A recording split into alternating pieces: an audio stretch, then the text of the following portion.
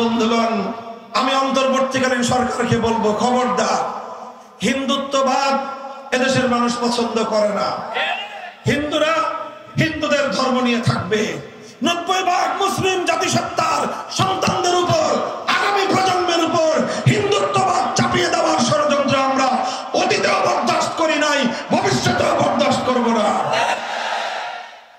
হিন্দুত্ববাদের জায়গায় যদি আবার নতুন করে নাস্তিক্যবাদ ছড়িয়ে দিতে চান, স্কুলে আমাদের কোমলমতি সোনামণিদেরকে যদি আপনারা নাস্তিক্যবাদে দীক্ষিত করতে চান, মনে রাখবেন আমরা যেভাবে হিন্দুত্ববাদের মোকাবেলা করেছি, নাস্তিক্যবাদের মোকাবেলা এর চেয়ে আরো কঠোরভাবেই করব আমরা।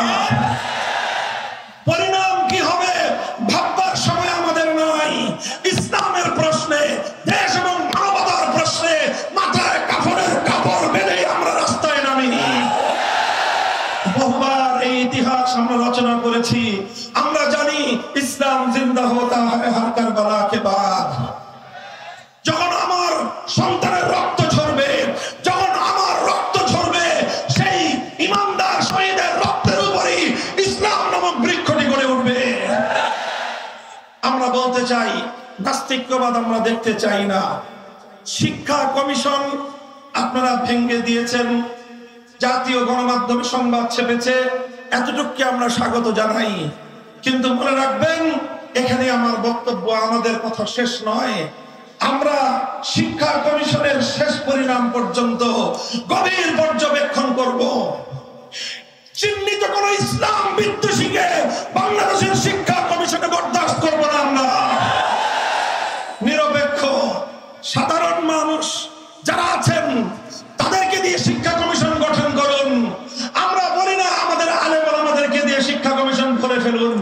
আমরা শুধু এতটুকু আবদার করি, 90% মুসলমানদের দেশের শিক্ষা কমিশনে শিক্ষা এবং পাঠ্যসূচি নির্ধারণের ক্ষেত্রে আলেম সমাজের কন্ট্রিবিউশন থাকা দরকার। একজন অন্তত আলেম প্রতিনিধি রাখুন, ইসলামী শিক্ষাবিদ রাখুন, এরপরে অন্যান্য বিভাগ থেকে রাখুন, যাতে এমন কোন পাঠ্যসূচি আমার সোনামণিদের জন্য প্রণীত না হয় যেটা আমার সন্তানের ঈমানকে হরণ করতে পারে। মনে রাখবেন, আগামী প্রজন্মের ঈমানকে রক্ষা করবার জন্য আমরা যুদ্ধ করতে প্রস্তুত থাকি। বাংলাদেশ খেলাফত মজলিস গাজীপুর জেলা শাখার উদ্যোগে আয়োজিত আজকের এই গণসমাবেশে উপস্থিত সম্মানিত সভাপতি, উপস্থিত বাংলাদেশ খেলাফত মজলিস, যুব মজলিস, ছাত্র মজলিস সহ সহযোগী সংগঠনগুলোর কেন্দ্রীয়, জেলা, মহানগরী নেতৃবৃন্দ, বিভিন্ন উপজেলা, থানা, ওয়ার্ড পর্যায় থেকে সমবেত সংগঠনের বিভিন্ন স্তরের নেতা কর্মী ও তৌহিদি জনতা, গাজীপুর জেলাবাসী, সর্বপ্রথম আমি আপনাদের শুকরিয়া জ্ঞাপন করছি যে আপনারা দীর্ঘ সময় ধরে প্রতিকূল আবহাওয়া উপেক্ষা করে আজকের আমাদের এই গণসমাবেশকে একটি গণসমুদ্রে পরিণত করে দীর্ঘ সময় অপেক্ষমান রয়েছেন। আল্লাহ রাব্বুল আলামিন আপনাদের সকলকে উত্তম বিনিময় দান করুন। আমি সর্বপ্রথম মহান রব্বুল আলামিনের শুকরিয়া আদায় করি যে রব্বুল আলামিন বাংলাদেশের মানুষের বুকের উপর থেকে জগদ্দল পাথরের মতো চেপে বসা ইতিহাসের জঘন্যতম স্বৈরাচারী শাসক শেখ হাসিনাকে উৎখাত করে দিয়ে এদেশের মানুষকে মুক্ত বাতাসে, মুক্ত আকাশে নিঃশ্বাস গ্রহণ করার সুযোগ করে দিয়েছেন। আল্লাহুম্মা লাকাল হামদু ওয়া লাকাশ শুকর। এরপর আজকের এই সুবর্ণ সময়ে, বিজয়ের এই মুহূর্তে স্মরণ করছি আমি ওই সকল বীর শহীদানদেরকে যাদের রক্তের বিনিময়ে বাংলাদেশ আজ নতুন ভাবে স্বাধীনতা অর্জন করেছে। 2009 সালের পিলখানা ট্র্যাজেডির 57 জন দেশপ্রেমিক সেনা কর্মকর্তা, 2013 সালে শাপলা চত্বরে নবী প্রেমিক, আশিকে রাসূল, হেফাজতে ইসলাম বাংলাদেশের নেতা কর্মী, শত শহীদের রক্তে ভেজা শাপলা চত্বরের শহীদানদের কথা স্মরণ করছি। বিশ্বনন্দিত মুফাসসিরে কোরআন আল্লামা দেলোয়ার হোসেন সাঈদী রহমাতুল্লাহি আলাইহির বিরুদ্ধে বানোয়াট রায় প্রকাশের মধ্য দিয়ে মৃত্যুদণ্ড ঘোষণা করার পর কোরআন প্রেমিক তৌহিদি জনতা তীব্র প্রতিবাদে ফেটে পড়ার পর পাখির মতো গুলি করে হত্যাকাণ্ডের শিকার শতাধিক কোরআন প্রেমিক তৌহিদি জনতাকে স্মরণ করছি। দীর্ঘ ফ্যাসিবাদের আমলে বিভিন্ন মত ভিন্ন মতকে দমন করতে গিয়ে খুন গুম হত্যাকাণ্ডের শিকার হাজারো বিরোধী দলীয় নেতা কর্মীদেরকে স্মরণ করছি। 2021 সালে বাংলাদেশের স্বাধীনতার সুবর্ণ জয়ন্তীর অনুষ্ঠানে কুখ্যাত মুসলমানদের রক্তে যার হাত রঞ্জিত সেই গুজরাটের কসাই খ্যাত নরেন্দ্র মোদীকে বাংলার মাটিতে এনে এদেশের স্বাধীনতার সুবর্ণ জয়ন্তীকে বিতর্কিত করার প্রয়াসের বিরোধিতা করে প্রতিবাদ জানিয়ে শান্তিপূর্ণ বিক্ষোভ প্রদর্শনকালে হেফাজতে ইসলামের প্রায় 25-30 জন নেতা কর্মী যাদেরকে পাখির মতো গুলি করে হত্যা করা হয়েছিল তাদেরকে সর্বশেষ 2024 সালে ফ্যাসিবাদের বিরুদ্ধে সংগ্রাম করতে গিয়ে বৈষম্যহীন বাংলাদেশ গড়তে গিয়ে খুনি হাসিনার লেলিয়ে দেওয়ার সন্ত্রাসী যুবলীগ, ছাত্রলীগ, হাতুড়ি লীগ, হেলমেট লীগ এবং প্রশাসনের মধ্যে শেখ হাসিনার দলীয় সাঙ্গপাঙ্গদের হেলিকপ্টার সহ স্নাইপার সহ নানা মরণঘাতী মারণাস্ত্রের সাহায্যে বিভিন্ন অস্ত্রের সাহায্যে গুলি করে ঠান্ডা মাথায় খুনের শিকার 1.5 সহস্র বাংলার দামাল কামাল ছাত্র জনতা সহ সকল বীর শহীদানদেরকে সংগ্রামী সাথী ও বন্ধুগণ, যারা রক্ত দিয়েছিল একটি ফ্যাসিবাদ মুক্ত বাংলাদেশ দেখার জন্য, যারা জীবন দিয়েছে ফ্যাসিবাদের পতনের জন্য, যারা জীবন দিয়েছে বৈষম্যহীন একটি বাংলাদেশ গড়বার জন্য, যারা জীবন দিয়েছে অনেকেই যারা জীবন দিয়েছে আল্লাহর জমিনে আল্লাহর নবীর ইজ্জতের হেফাজতের জন্য, আল্লাহর জমিনে আল্লাহর কোরআনের কথাকে বাধা মুক্ত ভাবে বলার পরিবেশ তৈরি করবার জন্য। কাজেই সেই সকল বীর শহীদানদের শাহাদাতের প্রতি যদি আমরা শ্রদ্ধা প্রদর্শন করতে ব্যর্থ হই, তাদের শাহাদাত বরণ করার কথা যদি আমরা বেমালুম ভুলে যাই, দেশ যদি ভুলে যায়, প্রশাসন যদি ভুলে যায়, সরকার বা রাষ্ট্র যদি ভুলে যায়, এটা হবে জাতীয় গাদ্দারি, শহীদদের সাথে গাদ্দারি।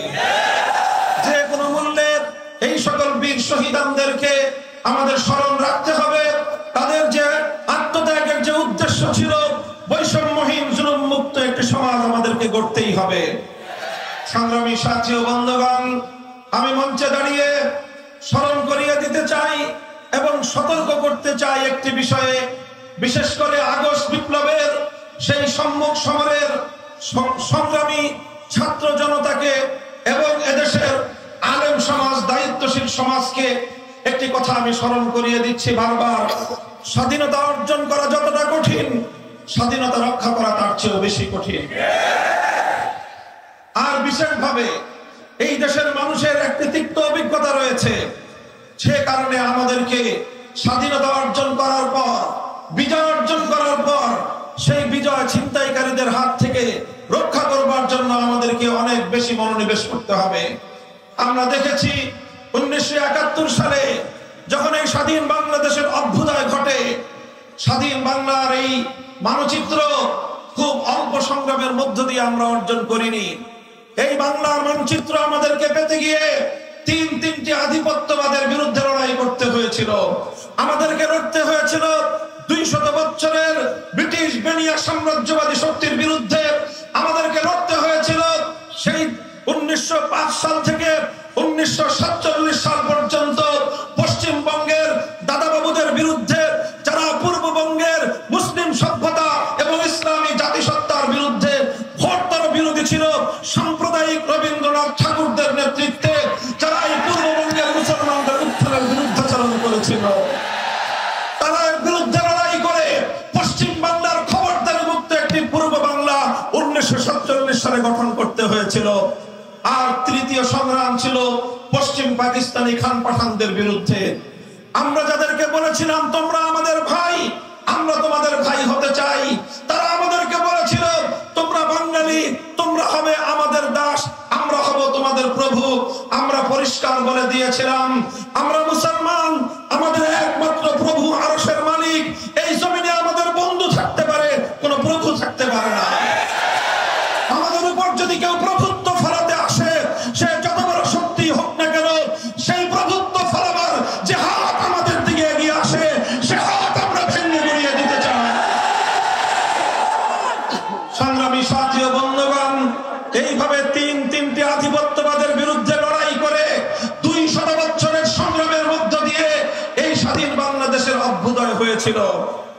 যে সংগ্রাম সূচনা হয়েছিল ইনশাআল্লাহ বলে, অর্থাৎ আল্লাহ পাকের উপর অবিচল আস্থা এবং বিশ্বাসের মধ্য দিয়ে স্বাধীনতার ডাক এসেছিল।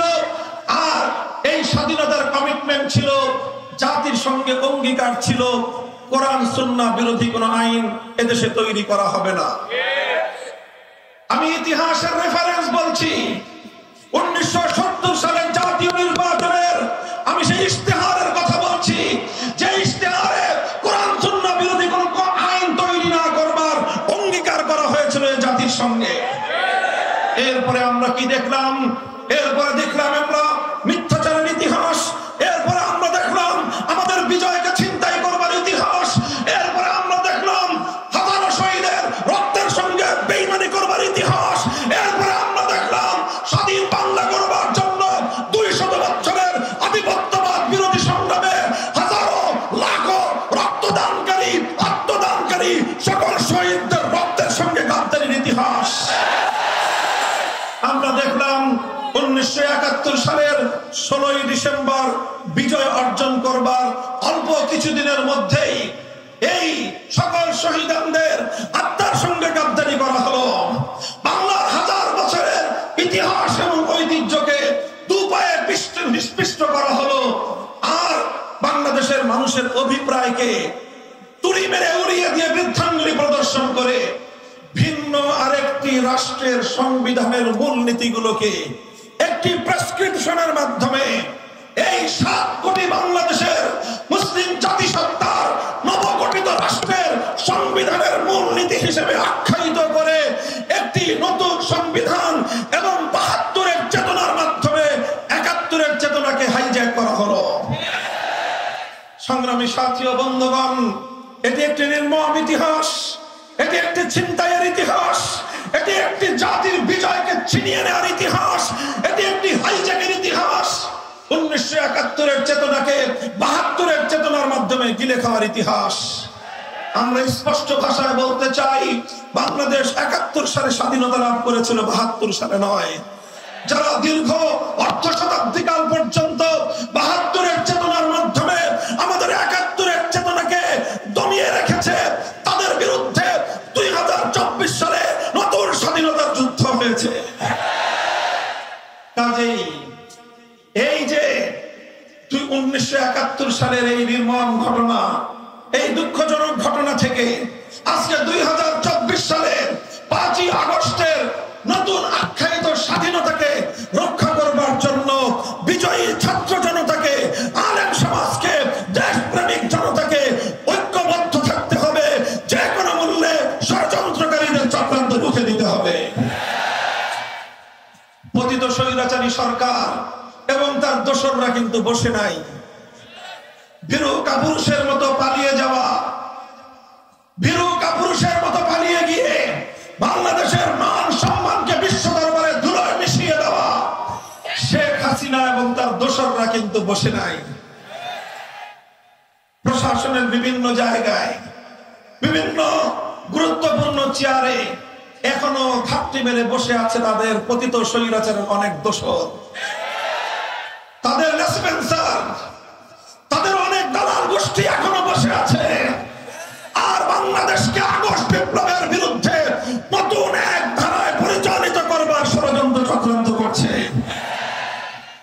শেখ হাসিনা রাজনীতি করেছিল ইসলামের বিরুদ্ধে, শেখ হাসিনার রাজনীতি ছিল কোরআনের বিরুদ্ধে, শেখ হাসিনার রাজনীতি ছিল নবী প্রেমিকদেরকে গুলি করে হত্যার রাজনীতি, শেখ হাসিনার রাজনীতি ছিল বাংলাদেশের কোরআনের মাহফিলগুলোতে 144 ধারা জারি করার রাজনীতি। শেখ হাসিনা এবং তার সরকার কিভাবে দেশের আলেম সমাজের বিপ্লবী কণ্ঠগুলোকে স্তব্ধ করে দেওয়ার পায়তারা করেছিল, বাংলাদেশের মানুষ তার জ্বলন্ত সাক্ষী। কি বলবো আমি, আমার কথাই শুধু যদি বলি, বাংলাদেশের কোথাও আমাকে কোরআনের কথা বলতে দেওয়া হয় নাই। যেখানে আমার কোন মাহফিলের ঘোষণা দেওয়া হয়েছে, 144 জারি করে আমাদের মাহফিলগুলোকে বানচাল করে দেওয়া হয়েছে, আমাদের লোকগুলোকে গ্রেফতার করা হয়েছে। আমাকে গ্রেফতার করার পর যখন আমার ভাইয়েরা আমার মুক্তির জন্য তারা রাজপথে নামতে চেয়েছে, তারা সংগ্রাম করতে চেয়েছে, তাদের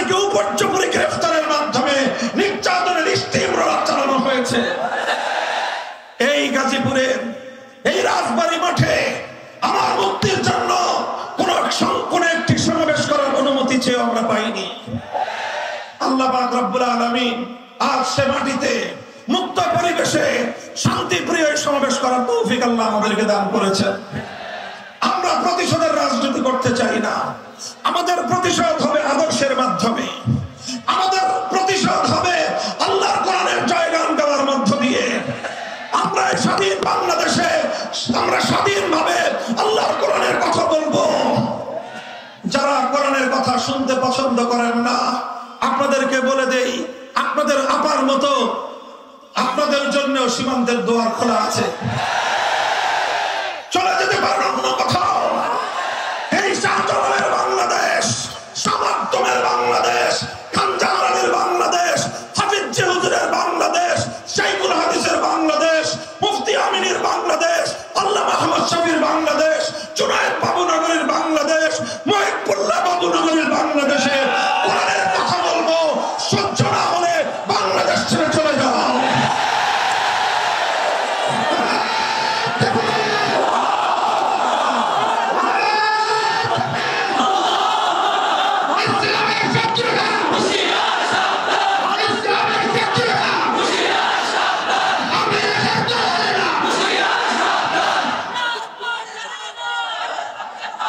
ইতিহাসের এক নির্লজ্জ লজ্জাজনক এক অধ্যায় রচনা করে বিদায়ী প্রধানমন্ত্রী, পতিত স্বৈরাচারী, ফ্যাসিবাদের কলঙ্কিনী শেখ হাসিনা পালিয়ে গেছেন।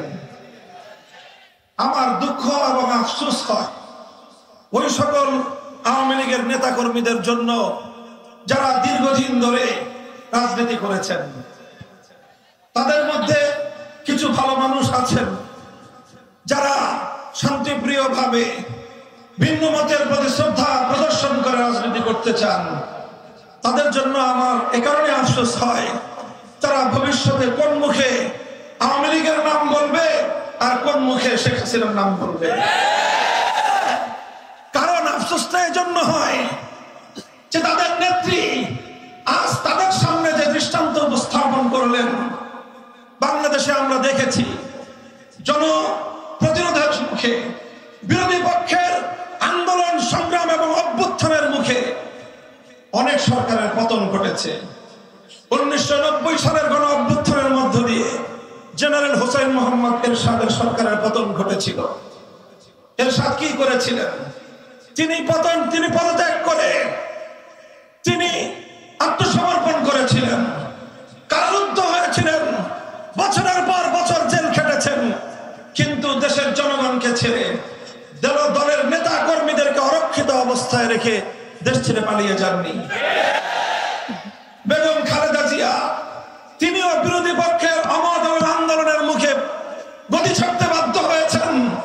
তিনি পদত্যাগ করেছেন এবং তিনি সরকারের মাধ্যমে নানাভাবে নিগৃহণের শিকার হয়ে অশীতিপর বয়সে জীবন এবং মৃত্যু সন্ধিক্ষণে দাঁড়িয়ে বছরের পর বছর জেল খেটেছেন, কারারুদ্ধ থেকেছেন, কিন্তু দেশের জনগণকে ছেড়ে, দেশের মাটি ছেড়ে, তার দলের নেতা কর্মীদেরকে তোপের মুখে ফেলে দেশ ছেড়ে পালিয়ে যান না।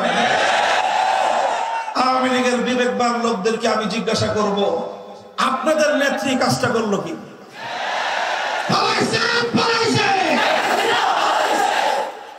আমরা কিছু বলবো না, আপনাদের বিবেকের বদ্ধ দুয়ারটা খুলে দিয়ে আজকে রাত্রে বাড়িতে গিয়ে ঘুমাবেন আর নিজের কাছে বিবেকের কাছে প্রশ্ন করবেন, আপনার নেত্রী যেই কাজটা করলো, তিনি এই কয়েকদিন আগেও বলেছিলেন শেখ হাসিনা পালায় না, এই সংখ্যালঘুদের নিরাপত্তার দায়িত্বে নিয়োজিত ছিল।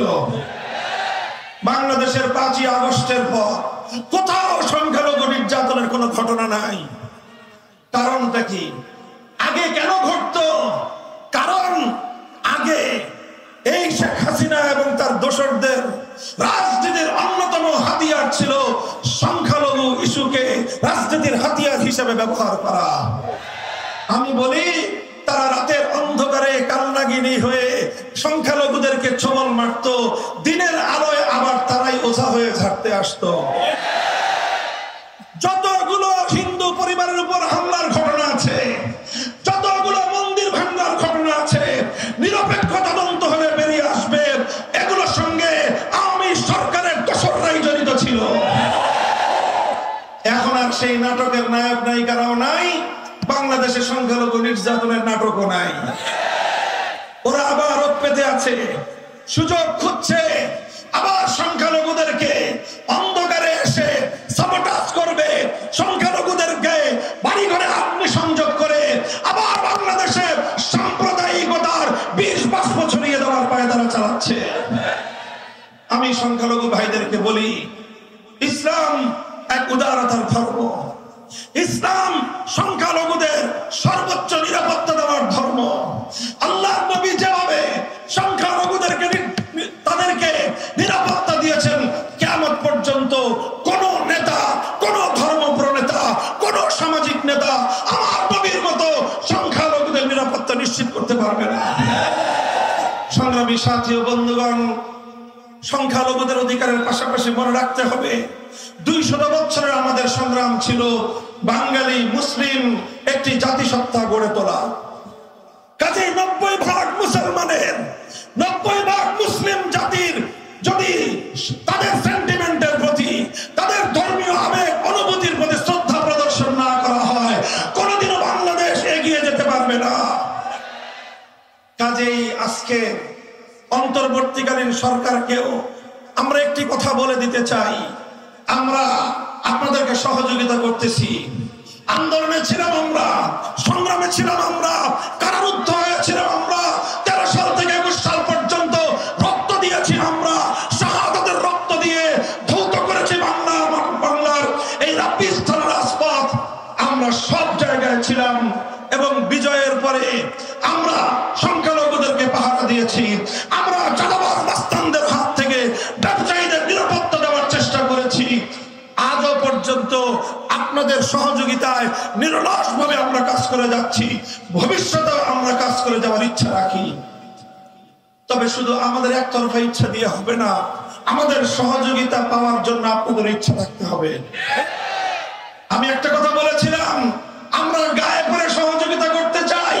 আপনারা যদি পা দিয়ে ঠেলে দিতে চান, তাহলে পরিণামটা খুব ভালো কারোর জন্যই হওয়ার কথা না। আমি নাকি কড়া করে বলি, নরমাল করেই বললাম, আরো নরম করে বলতে আমরা জানি, কিন্তু আবার প্রয়োজনে আমরা বজ্রের মতো গর্জনা দিতে জানি, আমরা আপোষের হাত বাড়িয়ে দিতে জানি, আবার গাদ্দারির কাঁধের উপর আমাদের হাত উত্তোলন হতে এতটুকু কেঁপে ওঠে না। সংগ্রামী সাথী ও বন্ধুগণ, আমি অন্তর্বর্তীকালীন সরকারকে বলবো, খবরদার, হিন্দুত্ববাদ এদেশের মানুষ পছন্দ করে না। হিন্দুরা হিন্দুদের ধর্ম নিয়ে থাকবে। 90% মুসলিম জাতিসত্তার সন্তানদের উপর, আগামী প্রজন্মের উপর হিন্দুত্ববাদ চাপিয়ে দেওয়ার ষড়যন্ত্র আমরা অতীতেও বরদাস্ত করি নাই, ভবিষ্যতেও বরদাস্ত করব না। হিন্দুত্ববাদের জায়গায় যদি আবার নতুন করে নাস্তিক্যবাদ ছড়িয়ে দিতে চান, স্কুলে আমাদের কোমলমতি সোনামণিদেরকে যদি আপনারা নাস্তিক্যবাদে দীক্ষিত করতে চান, মনে রাখবেন, আমরা যেভাবে হিন্দুত্ববাদের মোকাবেলা করেছি, নাস্তিক্যবাদের মোকাবেলা এর চেয়ে আরো কঠোর ভাবেই করবো আমরা। পরিণাম কি হবে ভাববার সময় আমাদের নাই। ইসলামের প্রশ্নে, দেশ এবং মানবতার প্রশ্নে মাথায় কাফনের কাপড় বেঁধে আমরা রাস্তায় নামি। বহুবার এই ইতিহাস আমরা রচনা করেছি। আমরা জানি ইসলাম জিন্দা হতা হ্যায় হর কারবালা কে বাদ। যখন আমার সন্তানের রক্ত ঝরবে, যখন আমার রক্ত ঝরবে, সেই ইমানদার শহীদের রক্তের উপরই ইসলাম নামক বৃক্ষটি গড়ে উঠবে। আমরা বলতে চাই, নাস্তিক্যবাদ আমরা দেখতে চাই না। শিক্ষা কমিশন আপনারা ভেঙে দিয়েছেন, জাতীয় গণমাধ্যমে সংবাদ ছেপেছে, এতটুকু আমরা স্বাগত জানাই। কিন্তু মনে রাখবেন, এখানে আমার বক্তব্য, আমাদের কথা শেষ নয়। আমরা শিক্ষা কমিশনের শেষ পরিণাম পর্যন্ত গভীর পর্যবেক্ষণ করব। চিহ্নিত কোন ইসলাম বিদ্বেষীকে বাংলাদেশের শিক্ষা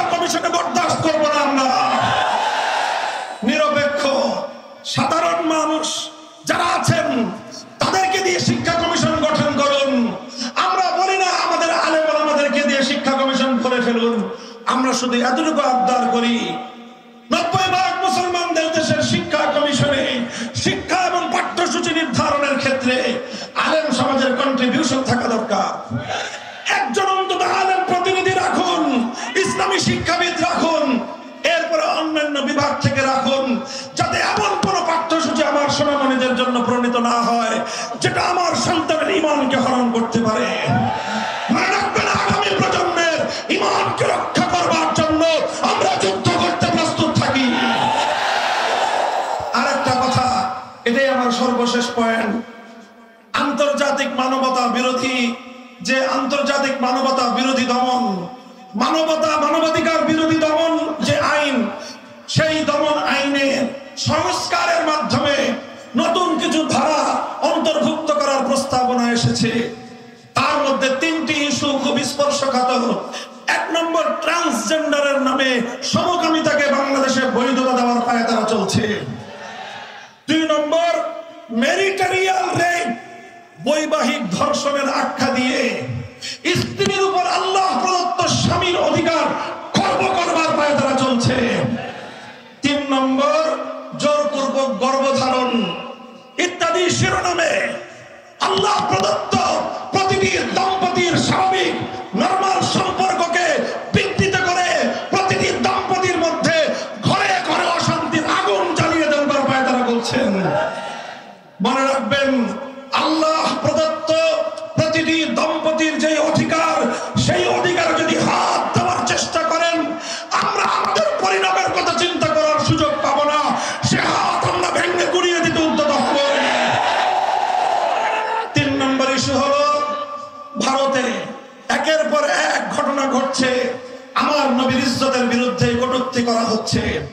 নূপুর শর্মা থেকে আজকে রামগিরি মহারাজ পর্যন্ত একটার পর একটা আমার নবীর ইজ্জত নিয়ে আপনারা ছিনিমিনি খেলছেন। সেদিন দেখলেন মুম্বাইয়ের মুসলমানেরা, ভারতের মুসলমানরা কিভাবে গর্জে উঠেছে। যদি আপনারা এভাবেই আমার নবীকে আঘাত করতে থাকেন, আপনার দেশের অখণ্ডতা রক্ষা করতে পারবেন না। বাংলাদেশের রাষ্ট্রকে বলবো, ভারতীয় রাষ্ট্রদূতকে তলব করে হুঁশিয়ার করে দেন। মনে রাখবেন, ওরা আমার নবীকে গালি দিবে আর আপনারা ইলিশ মাছ রপ্তানি করে পীড়িত করবেন। বাংলাদেশের মানুষ সেই প্রেম দেখতে কথা বলেন, ঠিক না বেঠিক? বলবেন রপ্তানি না করলে আমাদের বৈদেশিক মুদ্রা আসবে না। শুনে রাখেন, নবীর ইজ্জতের বিনিময়ে কোন রেমিটেন্স, কোন বৈদেশিক মুদ্রা আমরা খেতে চাই না। যদি বলেন যে না খেয়ে থাকতে হবে, আল্লাহর পয়গম্বরের উম্মতেরা বলবে প্রয়োজনে পেটে পাথর বাঁধবো, এরপরে নবীর দুশমনের সঙ্গে কোনো আপোষ নাই। আগামী সোমবার দিন 30শে সেপ্টেম্বর, বলেন আগামী সোমবার 30শে সেপ্টেম্বর বিকাল 3টায় ঐতিহাসিক বাইতুল মোকাররম উত্তর গেটে হেফাজতে ইসলামের পক্ষ থেকে নবীর ইজ্জতের বিরুদ্ধে কটূক্তি করার প্রতিবাদে বিক্ষোভ সমাবেশ মিছিল হবে। যাবেন তো ইনশাআল্লাহ? আমরা দেখিয়ে দিতে চাই আমরা শান্তিপূর্ণ প্রতিবাদ জানাতে জানি।